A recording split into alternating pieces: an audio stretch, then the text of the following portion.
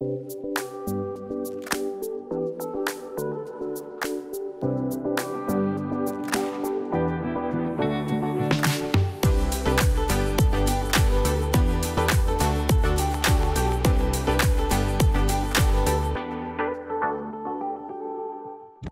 everybody to the first ever brand storytelling live stream. Thanks for being here. Our mission is to bring our community of brand storytellers and their partners timely, relevant, and insightful shows that will help people and companies find their way in these trying times. We'll also have an eye to the near future. Nobody anticipated the severity of this pandemic, but together we plan for the recovery that will come. And it will come. These shows are for you. Our programming will air every Wednesday. Please let us know how we can best serve you and your teams. Please suggest topics, speakers, and hosts that would be most helpful to you. Today, I'm delighted to host this first show with these great guests. First of all, we have David Beebe from Los Angeles. Megan Finnerty's just joined us. There's Megan. Hi, guys, I'm sorry. Hi, Megan. Hey, you're just in time. David Beebe in Los Angeles, he's the founder and CEO of STORIFIED. Some of you may know him as the poster boy for branded content, having launched the Marriott Content Studio. We have Marcus Peterzell. Wave at us, Marcus. He's in New York. He's the founder of Passion Point Collective, and previously spent 8 years running entertainment for the huge PR firm Ketchum in New York. And we have John McCarus in New York. John is founder and president of Content Inc. He consults with major brands and publishers. John spent 8 years running content at Digitas, working with a team of 40+ content strategists across the whole Digitas North America client portfolio, and is a founder of the New Fronts, I believe. Isn't that right, John? It is. Thank you. Thanks, Rick. And we have Megan Finnerty. Megan is here from Phoenix. She's the senior director and founder of Storytellers Brand Studio at USA Today. So welcome to all of our guests. I'm so glad to have all of you, and thank you so much for taking your time today. To our audience, if you're tuned in here today, you're likely in the 80% pool of people in advertising media that are working from home or furloughed or just been laid off. Those of you who are still employed, according to a Fishbowl survey from last week, 65% of you are fearing a layoff that may be coming. There's widespread fear. Times are tough. We all share fear. Fear is real, and we need to deal with it. Sir Winston Churchill probably gets too much credit for that famous quote, "The only thing we have to fear is fear itself." It was actually his friend, Franklin D. Roosevelt, who nearly a decade earlier told the American people in his 1933 inaugural address, on the heels of the Great Depression. And I'll read you this quote because I think it's timely. "This great nation will endure as it has endured, will revive and will prosper. So first of all, let me assert my firm belief that the only thing we have to fear is fear itself, nameless, unreasoning, unjustified terror, which paralyzes needed efforts to convert retreat into advance." So, with that, I'm going to do what a good host should right now. I'm going to shut up, and I'm going to let our guests talk, and I'm going to throw this to Megan right now. So Megan, please kick this off. How do we make sense of our feelings right now, our fears and expectations? Well, thanks, Rick. Also, thanks for starting us off, I think, with like a sense of historical perspective. I appreciate that. Well, you guys, one part of my job is I do professional story coaching, which is where like we actually get on the phone with people who are about to tell their story in front of their communities. And a huge part of that is understanding emotionally where a person is coming from and assuring them that you understand and that you're empathetic, but you're not their therapist, right? You can't always like solve all their problems, but you can help them describe catharsis if they're able to come to it. And so I bring you some of these insights that I have today about, like, if you're in a leadership position, these should help you. But if you're not, and you're just like at home being like, how many, free telehealth, emotional health appointments do I still have left? Like, I feel you. And so the first thing I want to kind of offer the room is this sense of like, it is helpful to, at first, like Rick said, like not be caught in a quagmire of fear, but it's also a good time to just offer each other empathy and not advice. And so while today all of us have agreed, at the end we are going to make this a little action oriented, and we're going to try to provide you with some resources and some practical tips. We don't want you to think that like anyone on this panel like has it completely figured out, because this is happening in real time for all of us too, just like it's happening in real time for you. And I will be vulnerable and authentic with you guys. Like, my company announced furloughs this week, and we're like a really, really big media company with tons of employees, and we're lucky to have furloughs and not just mass layoffs. So, in some way, I want you to feel like most of us are with you. But I want to start off by saying, if you can like start framing your feelings in the sense of you're at the beginning of your journey, and like this will get better, and most of our stories have an upward trajectory, and we always learn from them. So I want to begin our conversation by saying we are here to recognize your fear and your struggle, and hope, and some of what you'll hear from us today are our own stories from this moment in our careers, where before we can even think about pivoting or making hay or figuring out what is the big next idea, we want to create a space for you to feel like it's okay just to feel really upset.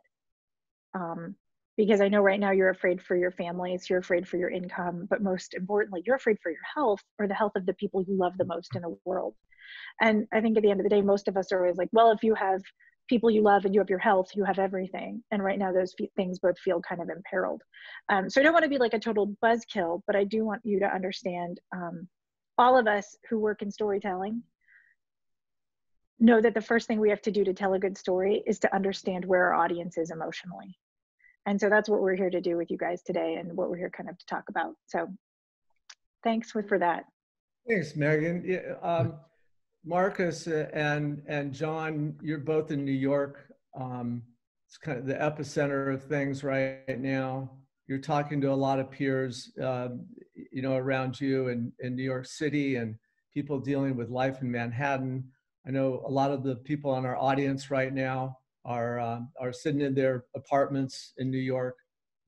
Tell us about how you feel being there, and what the mood is, and how you can help the people that are tuned in here right now. John, why don't you start?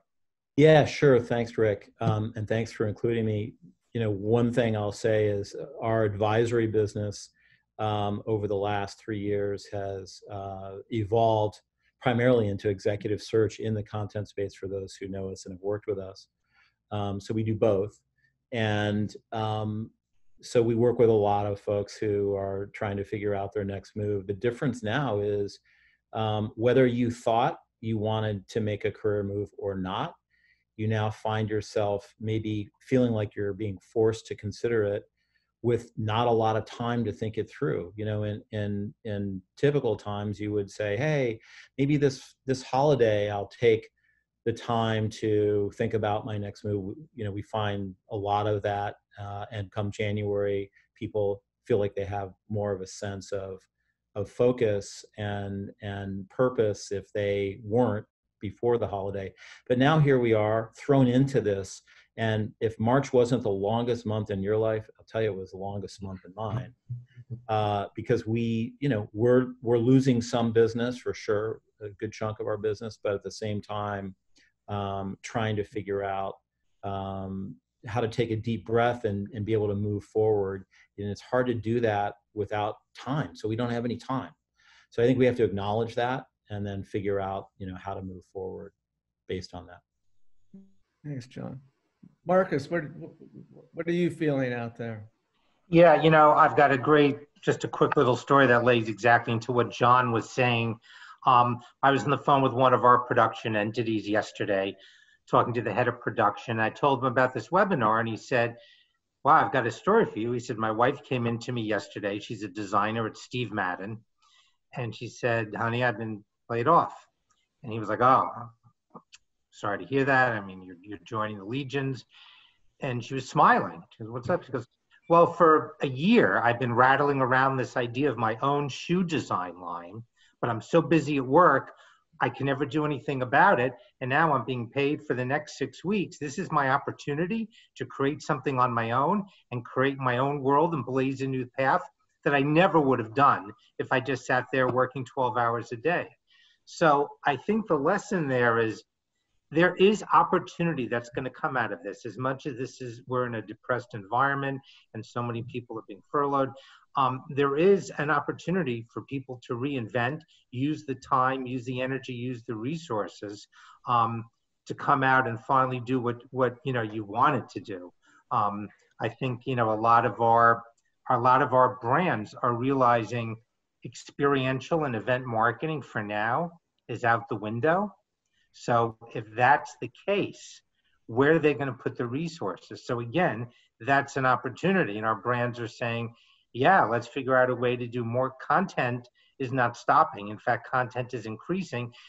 4 more platforms opened up this year that didn't exist last year that all need content fed into them. So there really is a good opportunity. Just for now, we're all a bit shell-shocked. So it's going to take everyone a while to say, wow, what's the opportunity? What's the upside of this situation? But I think we're going to get there. And this gig economy that we've been in the last few years is now going to come full circle for a lot of people. Well said. David, you want to add to that, or? Yeah, I think there's a lot of, I would just say a lot of messaging coming out from brands, and a lot of it's a lot of blanket statements. But I think what's important, and it's important that they're doing that, right? But also for us all to realize that all of our situations are unique, right? We don't understand what all of us, what everyone on here, what everyone out there is going through. And so I think it's important that we talk about that those feelings you have are unique and that to own them, right? And it's 100% valid that you're having whatever feelings you're having. Besides using all the words of uncharted territory and all of that, which it absolutely is. And you talked about the slowest month. I don't even know what day it is anymore. Like, just to keep track of that. But every I think day it's is important next week, David.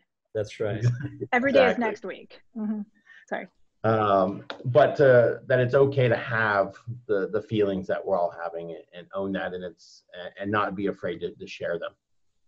I guess, whether you're furloughed or you're out of work or you're just plain bewildered, focusing on the course ahead has got to help you move forward. The pandemic is going to pass, and we will get back to doing what we do. But a lot of people right now may be wondering if they really will, or if they, if they even want to, if that job that they had is one that they really loved, or if it was one that was just paying the bills. Maybe now is the time to assess, where do your passions really lie? Is the career path that you're on the one that you really want for yourself? And those are really difficult questions to deal with in a time of crisis right now. But I think that will help people move forward and think about pursuing things that really make them happiest. And that's about doing things that are in your passion set. David, you've certainly embraced that famous Yogi Berra quote, when you come to a fork in the road, take it. Your career has gone from the Coast Guard to DirecTV to Showtime to Disney to a huge brand like Marriott, and now you're an entrepreneur.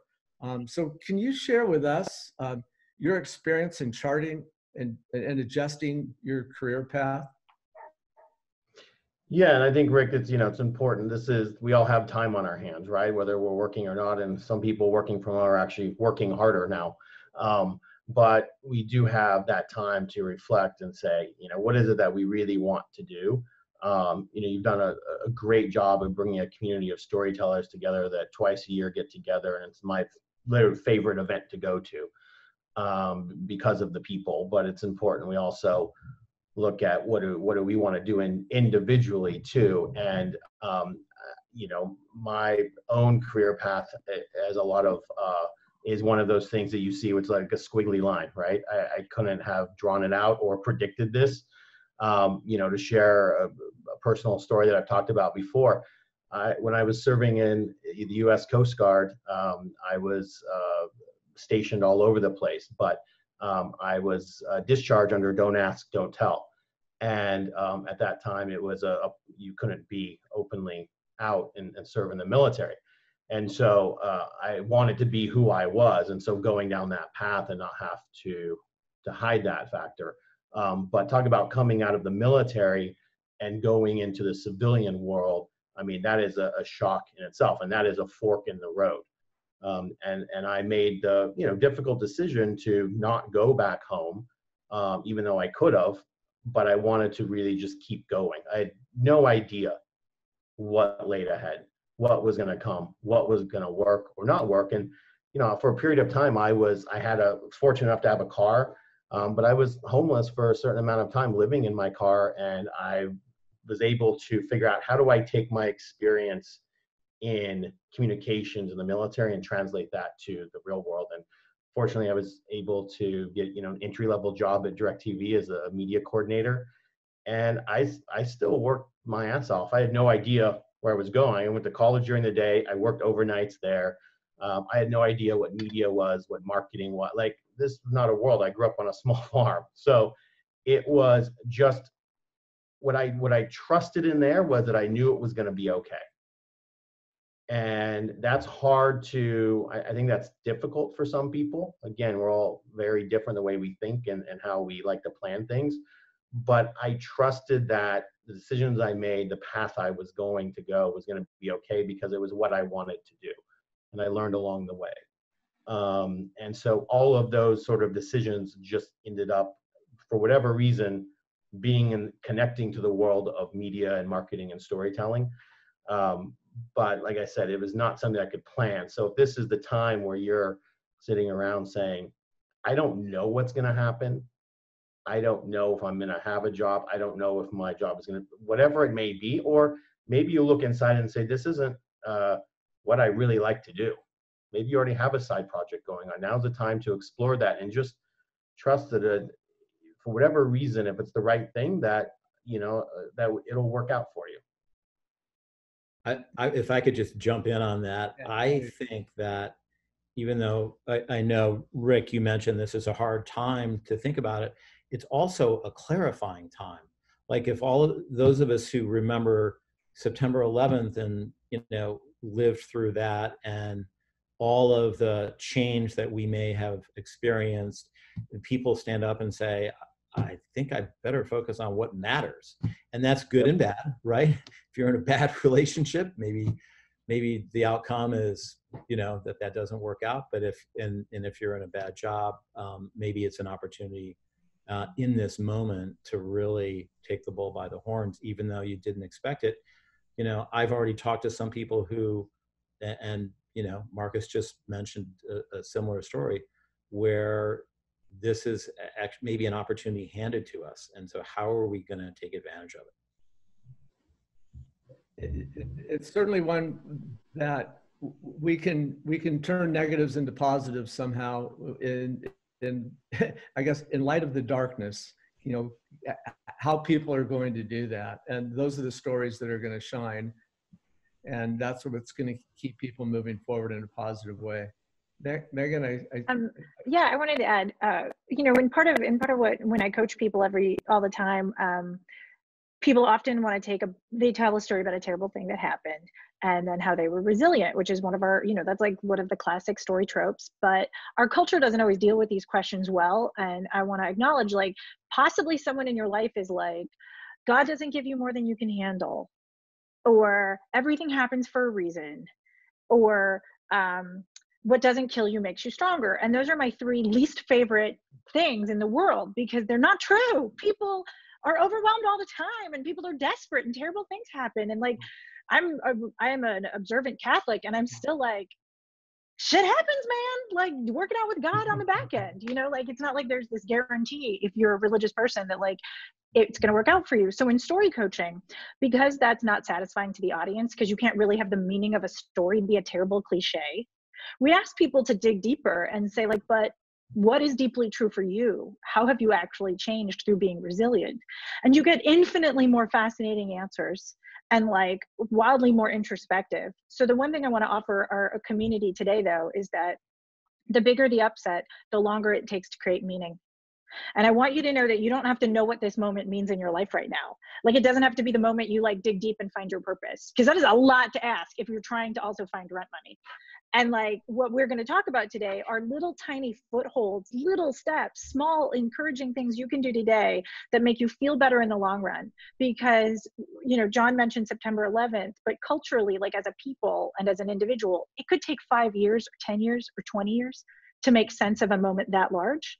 And so if you're right now, like, this is like my personal crisis and I'm not entirely sure what it means, I would just say gently, like, yeah, you couldn't possibly know what it means. Instead, just know what like feels right tomorrow. If you've seen Frozen, there's that song, I will just do the next right thing, which I don't want everyone to cry about because it's a very sad song and a very sad part of the movie. But I think it's really wise. And so I don't, you know, I'll let the conversation keep moving, but I wanted to really add, like, it's very difficult to make meaning in real time. And none of us would ever recommend to a client that they try to do that with a story. So instead, we just want to encourage you to like do something small. And Ann Herrick wrote us a question right now being like, what are some sort of tactical further online education things? I don't know if we want to answer that now or if we'll come back to it at the end, but that seems, you know, that's a good place to start, Ann. Let's answer that right now. You know, what can you, where would you point Ann and other audience members that are looking to extend their knowledge right now and boost their career? Ideas? Well, since I'm already unmuted, I'll take a short one. If you haven't been to IDEO's website, they automatically do like a ton of online classes for creative people. And if you're interested in IDEO, which is like the creative brainstorming and creative problem solving company, you know, I'm not wholeheartedly endorsing what they sell to giant companies, including my own, but their online educational opportunities are really interesting and they range in a couple $100s. Or you can talk with me, like I do professional story coaching. I know most of us do this kind of thing one-on-one, but I'll leave it to you guys. So IDEO is one that I think is cool. So I would suggest you go to our YouTube channel. We have nearly 200 videos there from events. We have great interviews with people like David Beebe from 3 years ago when we did the documentary on brand storytelling. There's a lot of content there. There's panels, there's interviews, everything from Sundance and Elevate and in between. So, and it's free. So go consume. There's a lot of, you know, I'm doing a lot of more one-to-one calls and coaching. The group ones I find challenging to do because, again, every situation is unique and the people and the business they're in. I would say two things on that. One is be cautious of all the things you're seeing online come out across Facebook, advertising, storytelling courses for $49, $89, whatever dollars. There's a lot of people popping up and doing that, and they're just all the same, copying the same stuff. But also the free thing that you can do, and this is something I've been doing and it's really impactful, is literally picking up the phone and calling people. Tapping into your network of friends, of colleagues, of the past. I've connected with more people in this past couple of weeks over the phone. So I don't even text people anymore, email them and see if they're available. I just look up their number and call them. And most people pick up right away. And you have a great conversation and catch up. And it's not that you're looking for something or whatever, it's just reconnecting. And I think we forget when we're all going so fast, the power of our community. And I think that's why, you know, something that Rick is really tapped in with brand storytelling is that community comes together. And one of the great things is there's literally no selling there, right? We're just all talking to each other and learning from each other. So think about how you can pick up the phone and just call people too. You know, go ahead, John. I was just going to say to add to that, and we talked a little bit about this on the prep call, for those who, you know, some people are natural networkers, some people aren't. If you are standing here feeling like, you know, your pants are down because you really weren't keeping your network up. And, you know, to echo what David said, I would just focus on who can I help in this moment? Where can I offer help and see where that leads me? I think if you spend 30 minutes on your LinkedIn feed, you start to see a ton of innovation, a ton of adaptation, and you see a ton of philanthropic outreach, companies building websites because it's going to help somebody for whatever reason, and on and on and on. So I think if whether you are a good networker or not, I would just focus on who can I help and how can I help you. You know, I said this other day, is that this is a time where we lean on the various communities that we're lucky enough to be members of. And we're all members of various communities. Brand storytelling is one of them, but we have, you know, our churches, our schools, our, you know, professional and personal communities. And this is a time to really remember how important community is, and that if we haven't invested enough in it, that this is a lesson to be taken right now, that friends are important, family is important. It's important to stay close to people in good times and bad, because you never know when you need them. That's right. One quick, Go ahead, Marcus. one quick trick, just going off of what David said. What I did when I was leaving Omnicom and before my agency started, so I had 3 months in between, I went into LinkedIn, I looked at my 1,500 connections, and I picked the 100 most interesting people that I hadn't spoken to in person in a year. And I made that top 100 list. So they had to be interesting, innovative, but I have, for whatever reason, I haven't spoken to them in a year. And I had lunch, breakfast, or dinner with every single one of them. It only took 2 months, and I went out, and it was the most amazing journey. And it's what put me wherever I might be today, because something great came out of every single lunch, dinner, and drink I had. And everyone said, God, why haven't we been in touch? Because we're too damn busy, and we got so crazy that we've forgotten to connect. And that one-on-one, no groups, no, and you set them up, and pretty much you do 3 a day, and that's 15 a week, and that's 60 in 2 months, 100, you did it. So I would strongly suggest that, because I think, to everyone's comment, John and David, people are all going to welcome you in this. I think in this environment, everyone's going to. Now I know we have to do this virtually now, so now we're going to do it by Zoom. So we're going to save money on coffee, but we can do it on Zoom. And I think people are going to welcome the opportunity to go, wow, I have a call with Disney in 30 minutes, and normally it would be a call, and he goes, let's do Zoom. Let's actually see each other's faces. So I think, again, it's an opportunity. Yeah.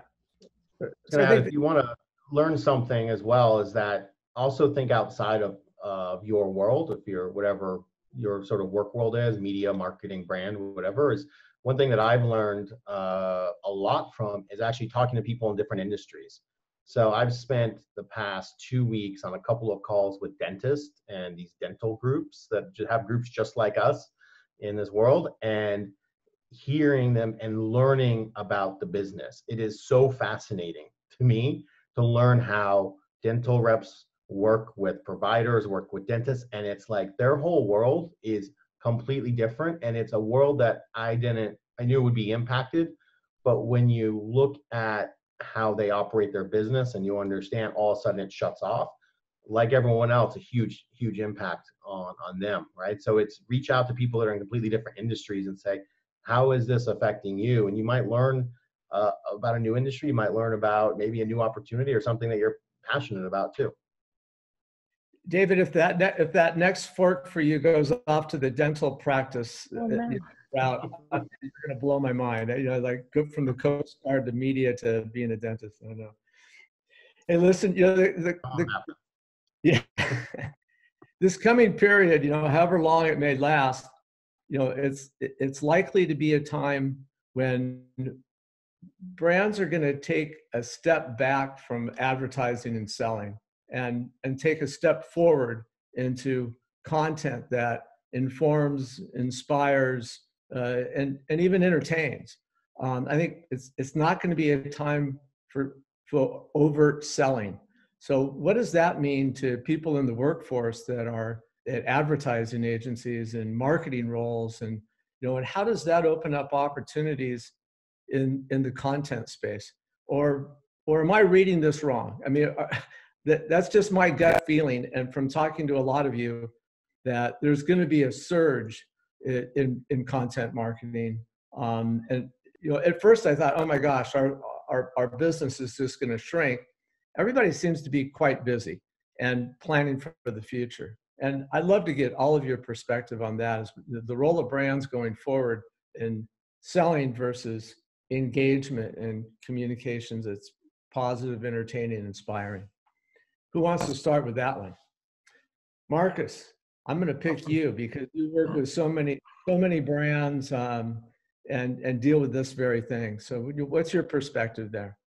Yeah, there's also a question that someone typed in about if you're doing content, if you're shooting content and now you're stopped, what are you supposed to do? How are you supposed to survive? So I think that question kind of delves into this as well. I think you really have to look at ideas that now there's an opportunity to be pitching content ideas and ideas that can take a development phase, right? So we can't focus on live shooting now for content, but in terms of big ideas and ideas about purpose content, now we can be focused on that with brands as much as ever, because before, brands in the last 2 years were really starting to focus on purpose content, but it was always kind of someone in the back room who was in charge of it. The frontline marketers were still worried about, we got to move product.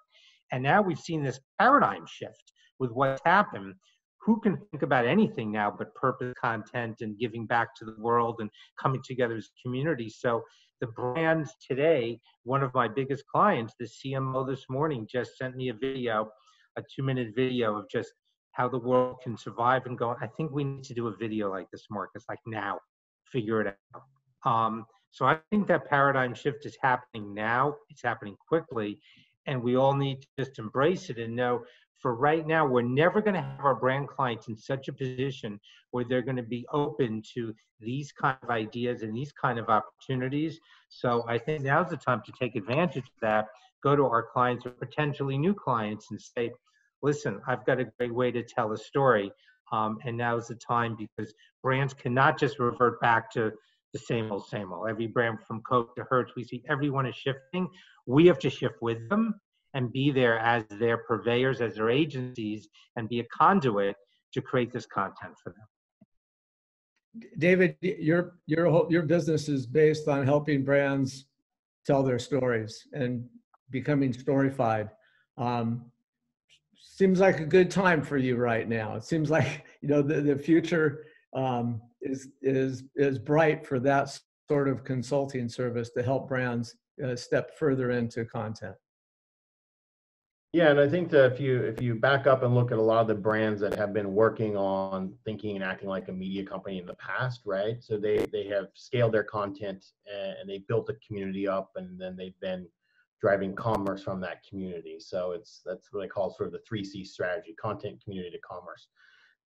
So it really is changing mindsets internally, and thinking and acting like a storyteller, thinking consumer centric, consumer first versus brand first. It doesn't mean that all the traditional stuff goes away at all by any means, but it's creating a content studio, creating a brand command center, brand publishing. And so if you look at those brands that did that, now is a time for them where they have, because they invested in content and scale and building a community, they have a direct line to their community and very large communities to have a more direct impact than they would if they had to go buy the ad space and interrupt people.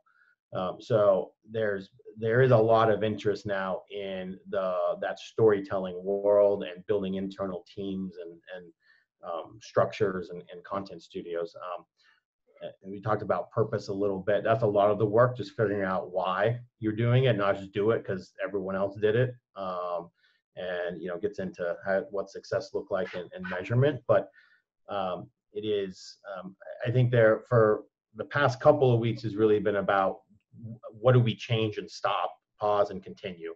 And I think this week and into the next week and months, yes, you're starting to see more of, okay, we've become used to this working from home thing the best we can. We're doing our stuff, but now's the time to dig internally and look at marketing operations and what we should be doing coming out of this. So some of the larger content studio build outs are paused, but I know that they'll come back because they need to, and they want to, and they believe in it. And I think we're also seeing a lot of higher level, C-level people start to believe in this. They're understanding what it's like, that nothing should become between you and, and someone hearing a great story, that I can now speak directly to my audience. So you're seeing all these C-level CEOs go live via Zoom, have direct chats, doing stuff that would have never probably happened before. Arnie Sorensen, the CEO of Marriott, did a fantastic video that was just so raw and real, and really stood out about a lot of the messages. And that's part of that company culture. It believes in its people, but I think that you'll start to see more and more of that come. So in a way, it's this kind of silver lining in a sense of people learning, I can have a direct impact if I build that community. Go ahead, Megan. Thank you, John. That was generous of you. I will toss back to you when I am done. So what I wanted to add real quick was, if you have a couple skills that our audience members might have, this could be a really great time for you. So one, if you're great at editing janky video together, I don't know if you guys saw the iHeartRadio self-shot concert for America on Fox. You guys, that was all shot on iPhones, and I can't imagine the editing on the back end. Like, incredible work. So if you're good at editing video together, like, this could be a really powerful time for you. If you are great at animation, guess how many good stories could be told through dramatic animation in a way that, like, you could do from home. We're working with a production company right now to take our IP and animate it. Like, you have StoryCorps does that regularly. You don't necessarily, like, I'm not trying to put any actors or videographers out of business, but, like, that's an option. And if you're listening, like, oh my God, you guys, call people like us, because suddenly people need resources and opportunities that don't necessarily need a big group of people in the room together. I also want to say, for us, for Storytellers, you guys know I run editorial shows in a bunch of cities on behalf of USA Today, and then we sell custom shows to brands and nonprofits. And so we had to pause 24 editorial shows at least through the middle of May, but possibly longer. So immediately that stopped. And then I had like $200,000 worth of potential business just die on the vine, like 2 weeks ago, just absolutely evaporate. So, but guess what happened this week? We had a bunch of people call to say, do you guys do a virtual storytelling night for our client? Could we like promote it on Facebook and get people to jump into a Zoom or a Facebook watch or something like that? We're hosting one tomorrow. This is a shameless plug. If you can tune in tomorrow night, we're doing a live national virtual storytelling show. I'm not selling you that. It's just free and it's fun to watch. But I think what I'm trying to illustrate here briefly is just like, normally all I do is sell experiential things that make people be together and feel together. And now I am going to try to experiment in seeing how good are we at our jobs in evoking empathy, compassion, and thoughtfulness. And can I do that remotely? So this is our real, like, come to Jesus for us and our skill sets too. But if you have any of these skill sets, like, you should be picking up the phone and being like, I can create content from home, so like podcasting, all these things. Brands still need this help. And you just have to have like a little bit of courage in thinking like, if it's pretty good, maybe that's good enough right now. And, you can have a beta version. So with that, John, I will send it to you, but I do want to be like kind of encouraging. That's great. I mean, there are a couple things. One, back to this issue of how do we pivot?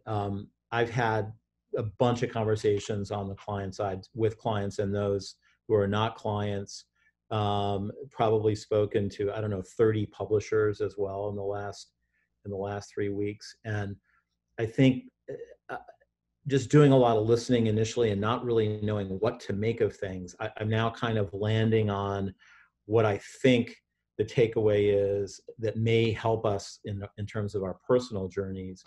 But basically, it seems like there are 3 classes of responses in the marketing space to what's happening. The first one is survival. Like, you see that everywhere: cutting staff, slashing expenses. Let's get back to basics.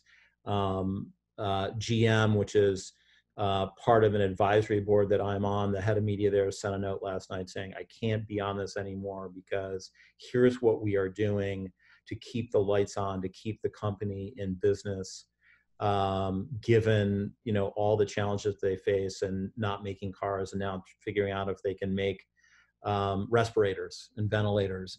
And so the first step is survival. The second step is adaptation, where, okay, I'm a production company and suddenly I find I can't shoot anything. How do we create production in a box? Can I then send this out to all of, you know, the people that we were going to shoot with and be able to figure out how to show them how to shoot themselves, and what is the toolkit that we need to build that?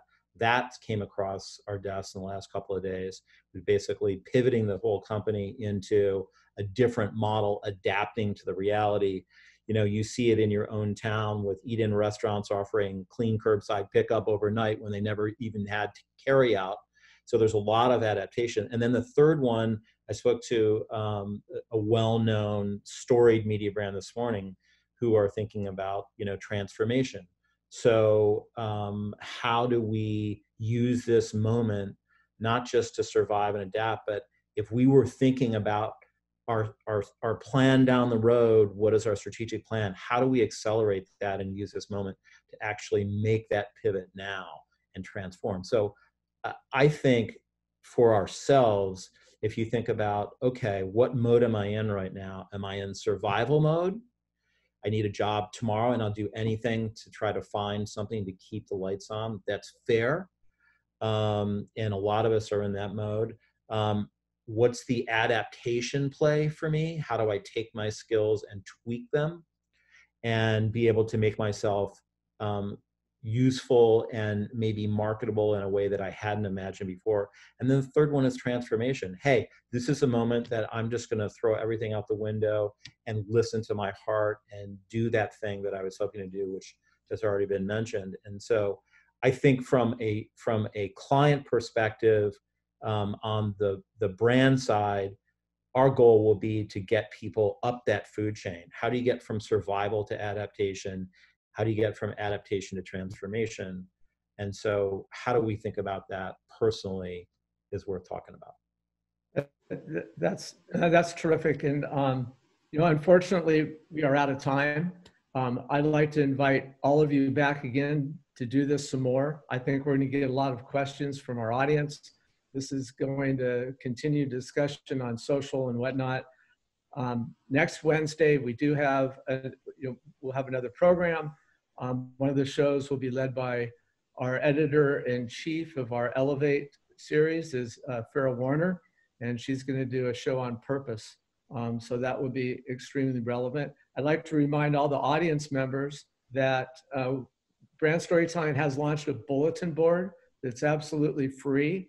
Any skills that you want to post on that, please do it. As Megan said, if you know how to edit and you're home and can do that, let people know. Go to BrandStorytelling.tv, click on bulletin board on the top header and submit your bulletin, and we'll put it out on the newsletter and the website, and we're driving people to that. And if you have something to offer, put it out there. If you're looking for a job, let people know. All of you, thank you so much for your time. Thanks for having us, Rick. Dedication to this business. We'll do this again soon. Again, audience, we have another show that starts in 15 minutes. It's on sports. Sports have been canceled. Storytelling hasn't. You need to register for that separately. You can do it on our website. We're going to start that show in 15 minutes. Thanks, everybody. Thank you so much for having us. Thanks for having everyone. Bye. Bye, guys. See you. With all of his kids. These are peaks inside of the humanity of that. These athletes are real people, and we all feel like we're together, and know that athletes are just like us. It could change things a lot in the future. So I appreciate you guys very much. This has been a great conversation. I hope we'll continue it. I think we could do a whole show on what happens with the NFL. Are people going to flock to stadiums? What's the game day experience going to be for the NFL going forward? what's the media planning? I hope you guys will join us again. Brian, I hope you'll come back and host again to our audience. I've got time. Yeah, we'll use it. Yeah. To the audience, any suggestions you have on future shows that you'd like to see, guests you'd like us to bring in, we're here for you. So talk to us, let us know what we can do. Thanks, everybody. Be safe. Thanks, guys. Bye. Thanks for Thank joining. you.